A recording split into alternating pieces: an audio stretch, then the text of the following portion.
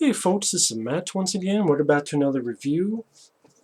And I was actually going to do two separate videos on the versions of Metropolis.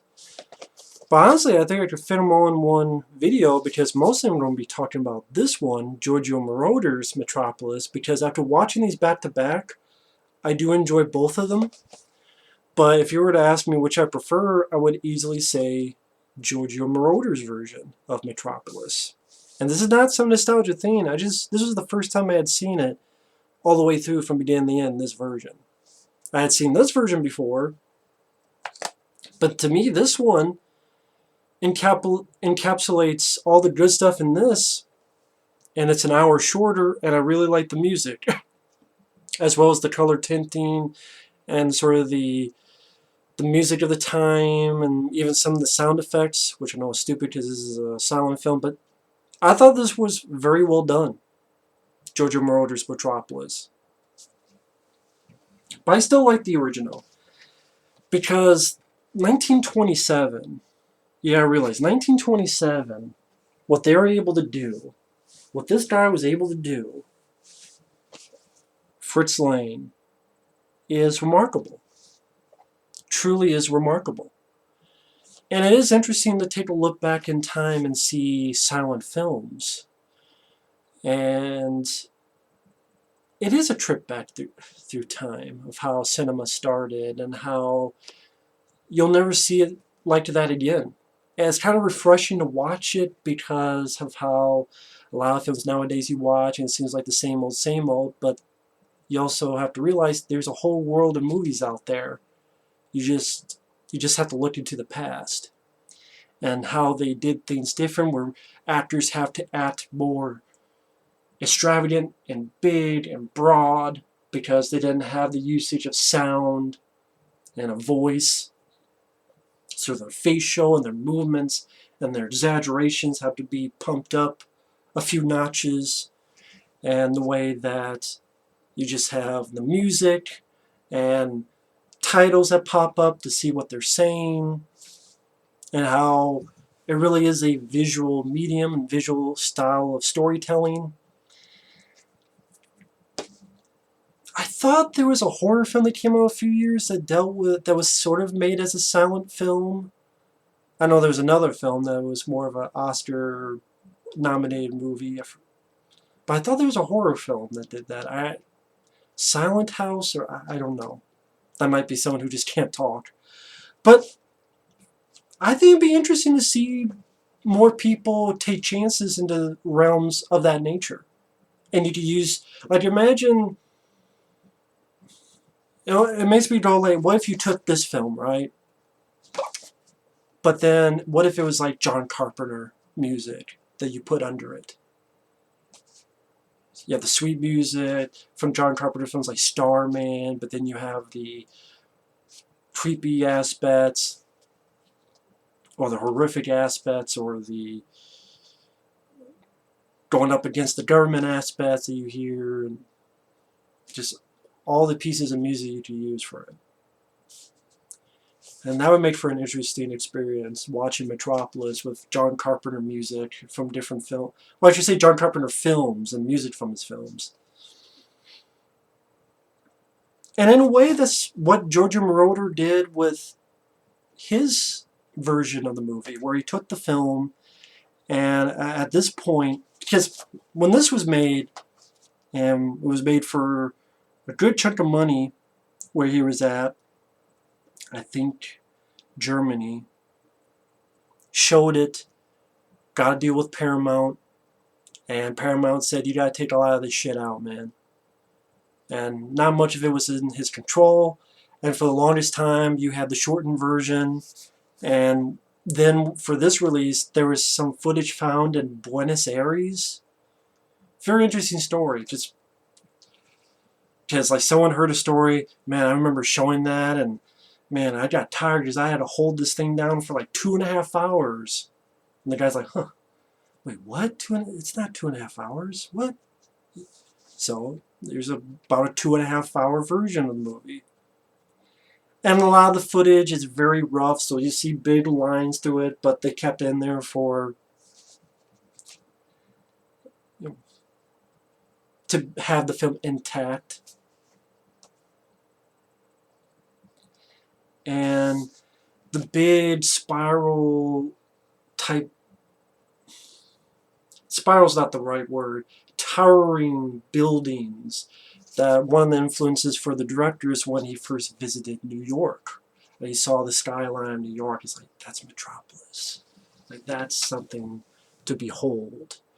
And the story is very simple. You have the master of Metropolis, who's sort of the head, the mind, and then you have the workers underground, in an underground city, who are the hands.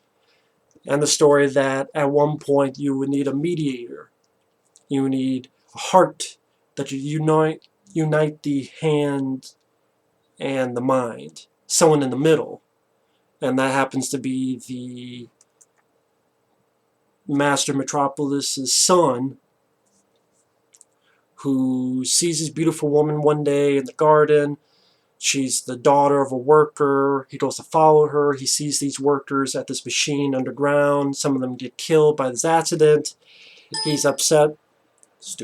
I'm upset the computer going ding. Just like the guy's upset with his father being nonchalant on what's going on with these workers and the bad treatment they're getting. And these workers are really smitten by this lady named Maria. It's just our lead character is smitten. At one point she tells the story of Babel, about how these people wanted a building to the stars, and they got all these people to build them, but they didn't treat them right, so one day they rebelled, and the whole Tower of Babel was in ruins, which is what will happen later. Lead guy falls in love with girl. You have this inventor that creates this robot, and the father goes, hey, how about you make it look like the girl and then have her fuck with the workers? And then she does, and makes the workers break their shit so that their whole city goes and drowns. But the lead guy, the lead girl, and this other guy who's with the lead save the kids. Then you get to the finale where the lead guy is trying to save the lead girl from this inventor guy who's chasing after her. By the end, he becomes a mediator between the workers and his father, and shake hands, and he's the heart, the mediator in the middle. Which, that, in a weird way, reminds me of the Matrix films at the Revolutions. And the fact that that's kind of what Neo is at the end of Matrix Revolutions. Where these three things, the mind, body, and soul, they need a mediator to link them all. And Neo becomes that mediator. The mind being the Matrix, the body being, the humans, and the soul, the ghost in the machine. And he's sort of the guy that links them all together. And you can tell this influenced so many movies. Shots of the tall buildings and the look of them. Blade Runner got influenced heavily by this movie. Heavily. And you have just some beautiful, amazing style that it's really impressive when you look at the fact this came out in 1927. And the look of these wide shots of these cities and the underground city, and certain shots where the lead guy has these hallucinations, like when the workers are being fucked up and then he imagines the mouth, this machine having a mouth, and workers being led into the machine as if they're being fed into the machine. Or another scene where he hallucinates this evil version, the robot, of the woman he loves. What's the word? Seducing these men, and just a lot of really interesting direction and style and look. idea for a film that, this was 1927. Not 1930s, 40s, 50s,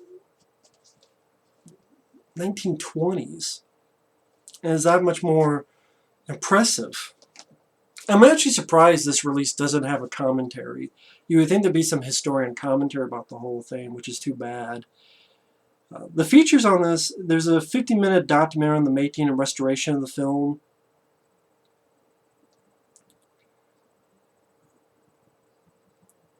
Which is pretty decent.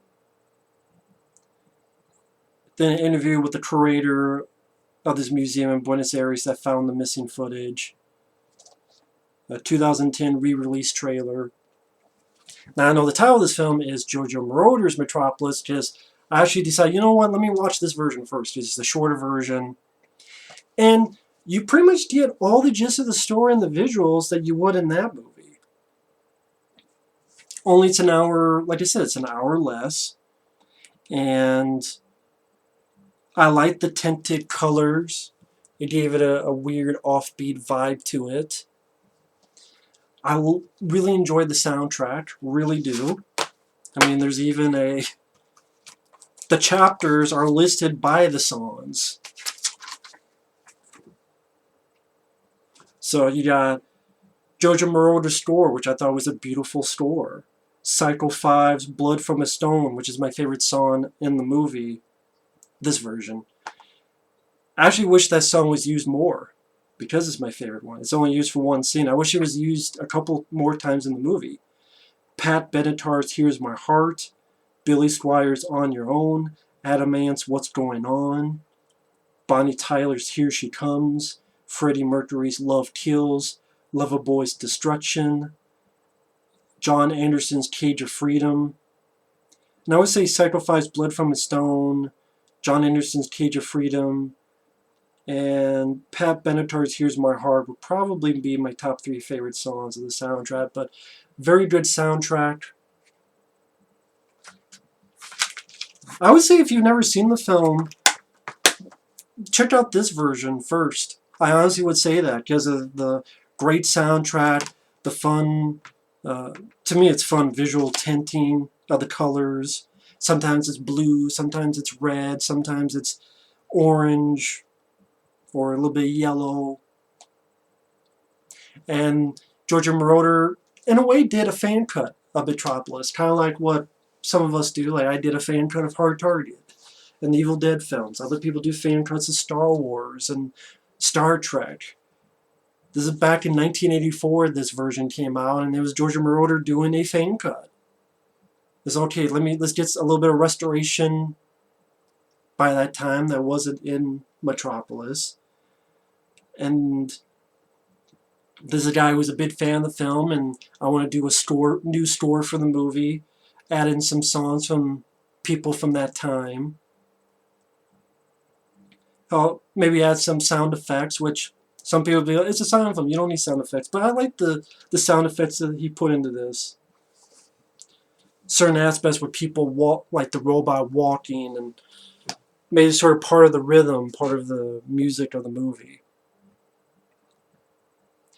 And I could be wrong, but I swear at times it's like he amplified or added some special effects, but I could be wrong on that. I don't want to... If he did it, it was cool. I didn't think it was like Star Wars special edition stuff. Which I guess back in the day, some people did think this was as blasphemy as the Star Wars special editions. So I guess if you didn't grow up with the original Star Wars movies, maybe that's why if some people like the Star Wars special editions, that's why. Kind of like how I liked this version of Metropolis the best. I still like this version, but I think this one, again, it keeps all that's in there. Well, I mean, I even went through the film and I'm like, what's in this one that's not in this one? This is like an hour and 23 minutes, and this is like 2 hours and 25 minutes? Or give or take, maybe 2 hours and 28 minutes. I'm like, okay, you see a little bit of more of this garden and women parade in their garments. and a longer scene of the son explaining to his father about this explosion that happened with the workers, and see a little bit more emotion between the characters. You get a little bit more explanation when this one guy gets fired, and when you get fired from the boss, that means you're going to go down below in the depths. There's this part in the movie where the lead guy trades clothes and sort of trades life with this worker. And here you get just a little bit more of the guy in the car looking around, looking at people doing their makeup, and these papers falling in the car that he's in. You get a little bit more of the father's spy. He has a spy following around his son. And at one point, him and this other guy that becomes the lead guy's buddy, they have a little bit of scuffle.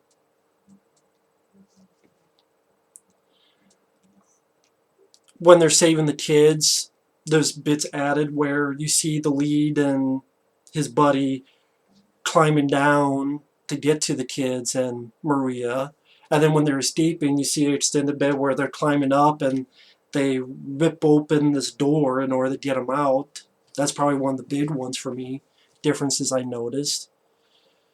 There's a bit where at the end of the film, the workers think their kids are dead, and like, we gotta blame that girl Maria. It was really the robot that became Maria, but they see the real Maria and they chase her.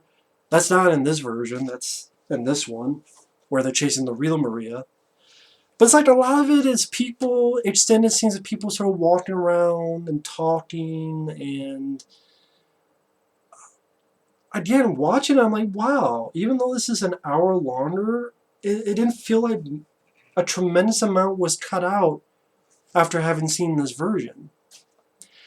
I think it's worth a look for curiosity's sake and for historic sake, for people who are a fan of film and fan of the history of films. And I do like the film, but if there's one that I could easily prefer, it is this one. Not just for, I think the pacing is much better, it's much faster. It doesn't really use titles. Once in a while I use titles, cards, but usually it's subtitles, which I thought worked fine. I like the tinting, the color tinting. Gave a nice acid trip type look to it. I can see why this might have been popular with MTV at the time of MTV. And for those who don't know who Giorgio Moroder is, this is a guy who did music for films like Midnight Express and Flashdance and I think Scarface. See what all of his credits are. But I am sure I'm going to get people pissed off. How could you like this more than... I do. I gotta admit, I do. Watch it again. I like both, but I will say I like this version. I prefer this version over the original version of the film. It was nominated for 2 Razzie Awards, Worst Original Song for Love Kills, and Worst Musical Score for Giorgio Moroder. Well, that just goes to show you how stupid the Razzies are.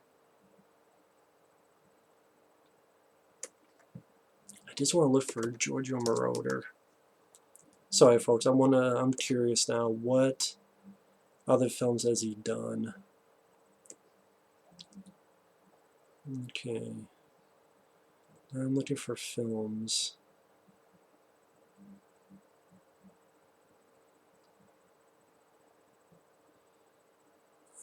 Shit, it's not...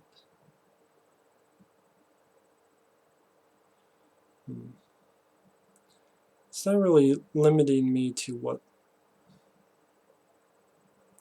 Okay. The theme from the film Midnight Express. Worked on the score American Gigolo. Or at least Moroder produced Call Me by Blondie. Score for Scarface.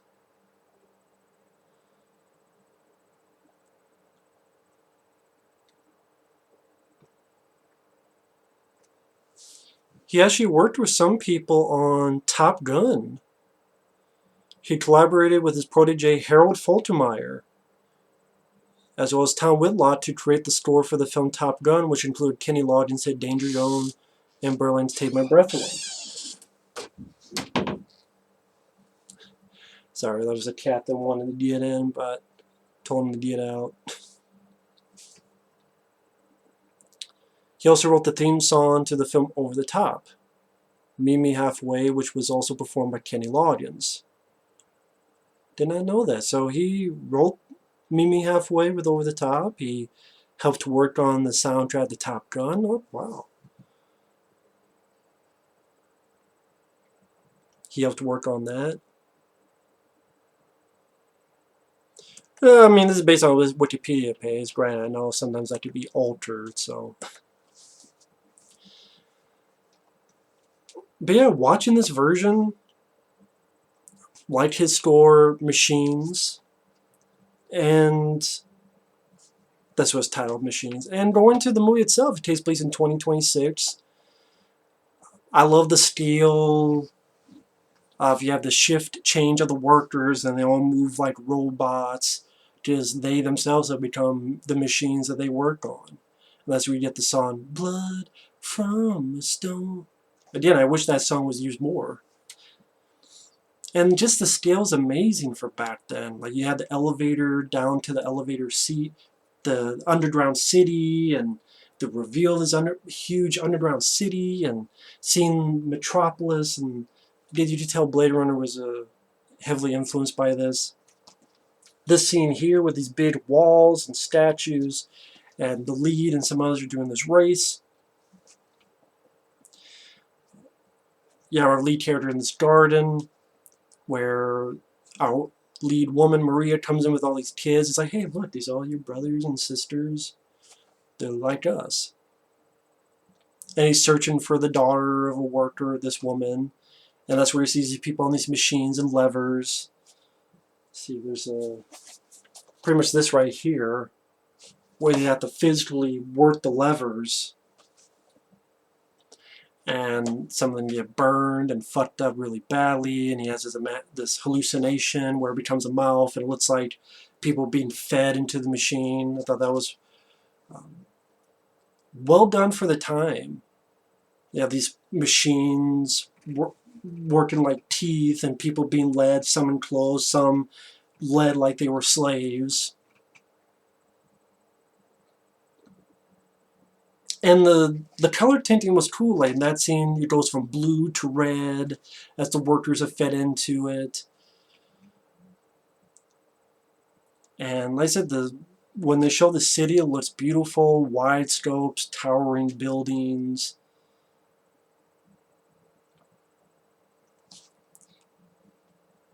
And again, I keep repeating this because I was so surprised that I thought when I saw this, I'm like, well, this is an hour shorter. I'm going to be missing a lot of stuff, and I really didn't. I really did not. I was really surprised by that. Because you have him talking to his father, you have the guy working for his father gets fired, he's ready to shoot himself, the lead guy stops him, he sees this worker on the machine. Come on. You want in.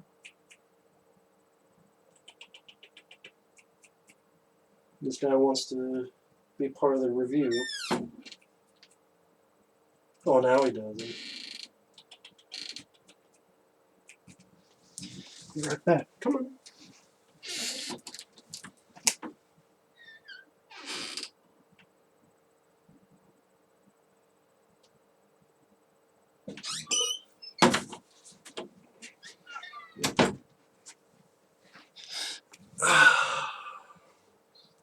One of these guys that was saved because they left the cats there and he was left behind, so I had to save him. So I went in, there you go. Alright, sorry about that. Pretty much call him Snoopy because he's always snooping everywhere. So yeah, the name fits. But where was I at? I was talking about how there's not much that was missing from the 2.5 hour version that I saw in this hour shorter version, because it still has him going, hey, need to help this worker out, let's trade places, let's trade clothes, I'll be you for a day. There you go. Yeah.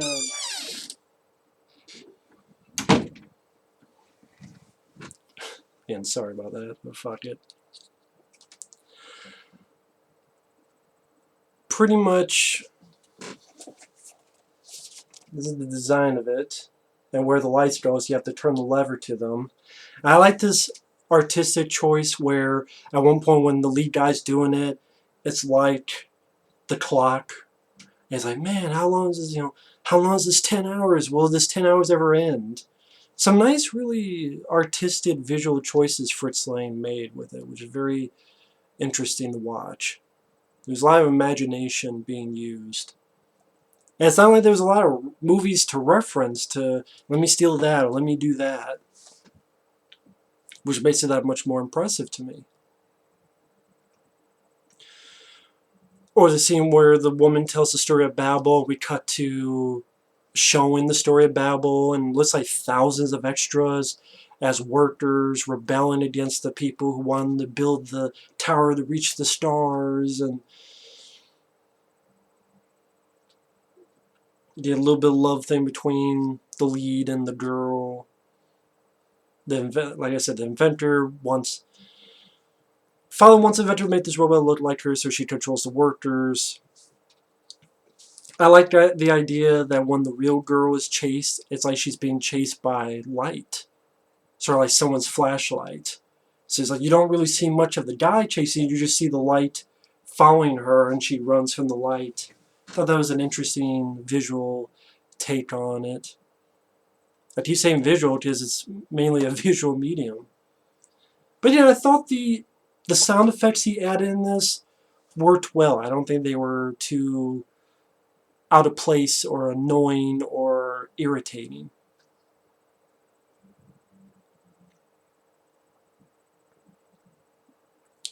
I also like this bit when the lead guy looks at the 7 deadly sin statues, and then there's a statue of death with his weapon of choice. And there's even a point where some of them come alive and walk towards him, which I forgot about. Oh shit. And then the death like starts swinging his weapon. It's another hallucination by the lead, but I thought that was pretty cool. And I really like the process of this robot being turned to look like this woman, especially in this version with the tinting color effects and bits of music and sound that Giorgio Moroder used. And even for back then, just, which I love how this is done like this cover. Just using these effects that back in the day in 1927, it's just impressive they were able to come up with these type of effects, which now we take for granted, but for back then. And I like the design of this robot. You don't see a ton of it, which is too bad, but very, very memorable image. And tits. Would I do her? If she didn't kill me, then yes. Although my dick would be shredded like going through metal, so maybe I have to think about that.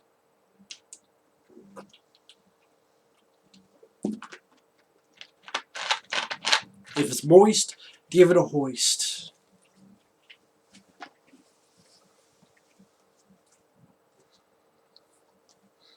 If it's not, then it's a bop. But anyway, I love the hula hoop type of rings, and I thought it was nice usage of sound and music in this version. And in this version, you also see when she turns, he did this effect where he made her eyes blue for a second, which I thought that was kind of a nice touch that Giorgio Moroder did.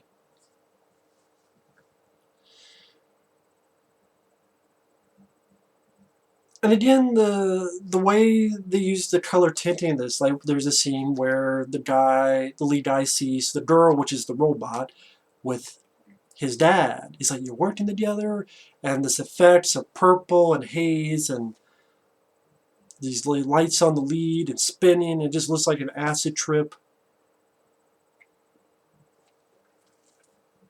And he has this hallucination of seeing her dance and seduce these men. And Death is playing this bone like a flute and swinging the weapon. I forget if the Seven Deadly Sin statues walk. That may be something that's only in this version. Which I say, it's nice to have both of these because you see the extended cut, in a way, which is the original cut, or this version.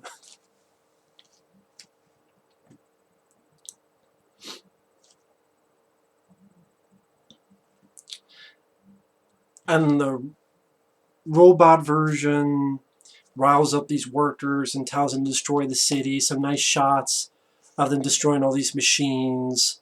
And one guy's telling them, don't do it, you don't flood everything. They don't listen. Also some really nice shots of Metropolis and the lights going out. It's a blackout. And then they realize they fucked up. Oh, that girl led us astray. Let's get that girl. They burn her. The lead thinks they're burning Maria, but it's really the robot. He sees that the inventor guy has gone apeshit nutso and is chasing the girl, and he chases up to her. They begin to struggle, which leads to the inventor falling. The evil inventor falling to his death. And the lead links between his dad and these workers, where now head and hands will be linked with a heart and mediator. And yeah, you can go through all these deep themes that 100 people have done that with Metropolis. I mean, what more can I say that scholars and people who have studied in film criticism hasn't already said about the difference between those up top and those down below, the blue collar and the upper class, and everything in between. Or about the technical marvels that Fritz Lang was able to do back in the day that hasn't been written and said, and number of publications and all the films that have been influenced by the film. All I can say is, especially this version, it was very interesting visual watch. I really like the soundtrack. I like the color tinting. I do love the technicalities that the director was able to pull and go through back in the day. And again, if you've never seen the film, I would at least give this version a watch. I believe it is on YouTube, believe it or not. This is at least worth one watch to anyone who's a fan of science fiction.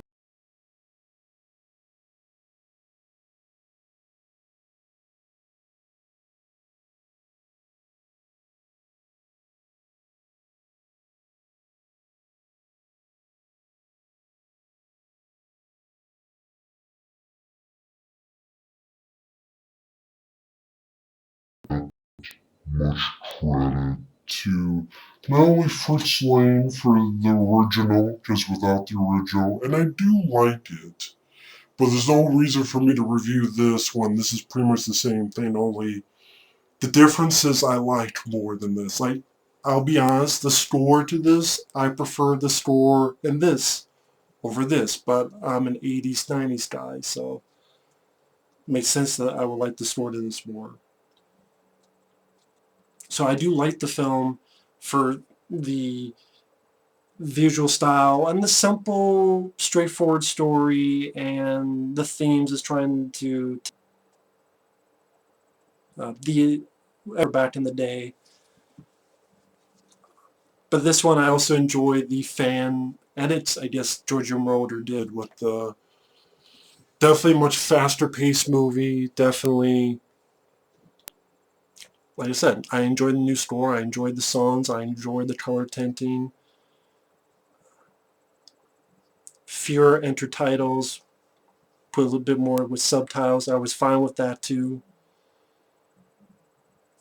Again, really enjoyed this. Thought this was a really good flick. Especially this version. But anyway, thanks for watching. Take care. And we will see you later. I don't say but. I know it's 35 minutes long by the time this gets done, so it's a pretty lengthy video. But hey, it's me talking about 2 cuts of the film, plus being interrupted by a cat, plus me trying to figure out how I'm not going to get roasted for liking Giorgio Moroder's fan cut over the original. But I repeat this like 10 times now. I do like this version too, but I like this version more. People won't hear that though. By the way, thanks for watching, take care, and we will see you later. Bye-bye.